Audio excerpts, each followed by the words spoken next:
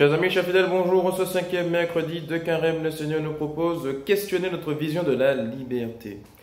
Si je fais un micro-trottoir pour savoir auprès des uns et des autres qu'est-ce que la liberté, j'entendrai des paroles du style « Ma liberté, c'est de faire ce que je veux. De faire ce que je veux sans faire trop de mal aux gens non plus. Ma liberté commence où s'arrête celle des autres. La liberté, c'est de ne pas être prisonnier. » Bref, des définitions qui disent un peu, voire pas du tout, ce que Dieu lui dit de la liberté. Quand je regarde l'évangile de Jean, chapitre 8, versets 31 à 42, proposé par l'Église aujourd'hui, Jésus dit à des Juifs qui croient en lui, « Si vous demeurez fidèles à ma parole, vous êtes vraiment mes disciples. Alors vous connaîtrez la vérité, et la vérité vous rendra libre. » Alors eux qui répondent, « Mais nous sommes de la descendance d'Abraham, nous n'avons jamais été des esclaves de personne, comment peut-il dire vous deviendrez libres ?» Et Jésus qui répond, « Amen, amen, je vous le dis, qui commet le péché est esclave du péché. » Donc il y a ce rapport entre péché et liberté. L'esclavage, du coup, c'est parce que j'ai donné autorité à quelqu'un ou à quelque chose d'autre que Dieu. C'est quand je voue mon énergie, mes intentions, mes désirs vers toute autre chose que Dieu. Et donc ce qui fait que dans tout péché, il y a une idolâtrie, parce que Dieu n'a plus la première place. Et donc, la vraie liberté, c'est précisément de choisir le bien et de l'accomplir. Choisir l'amour et de le vivre. Et surtout, quand le Seigneur nous dit « Vous demeurez fidèles à ma parole », il faut la connaître déjà, cette parole, pour y être fidèle. Et alors, quand on y sera fidèle, on sera vraiment ses disciples.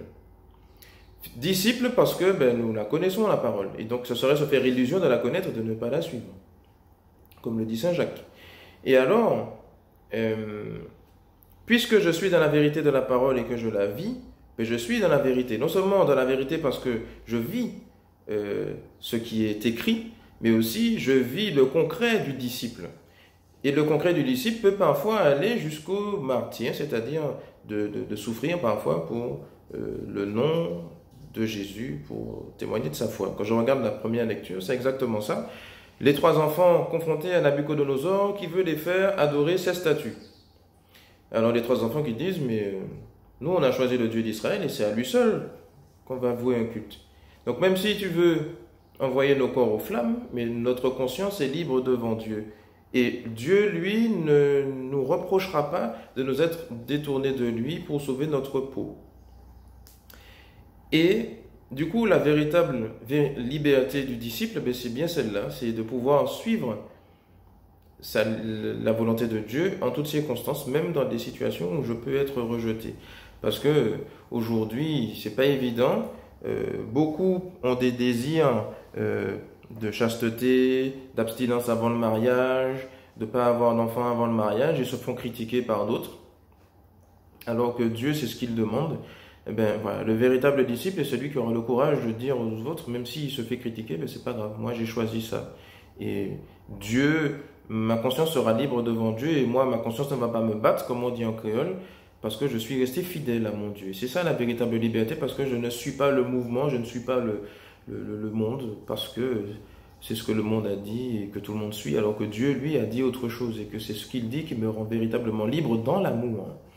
Donc, c'est de ce genre de disciples-là dont on a besoin aujourd'hui. Des disciples de l'amour qui parfois vont se faire critiquer, mais nous savons que Dieu justifie tous ceux qui le suivent. Donc que le Seigneur nous donne ce courage des vrais disciples, que nous puissions être vraiment dans la liberté et la vraie liberté de l'amour. Sur ce, bonne méditation à tous. Et que le Seigneur nous donne ce courage de la liberté. À bientôt.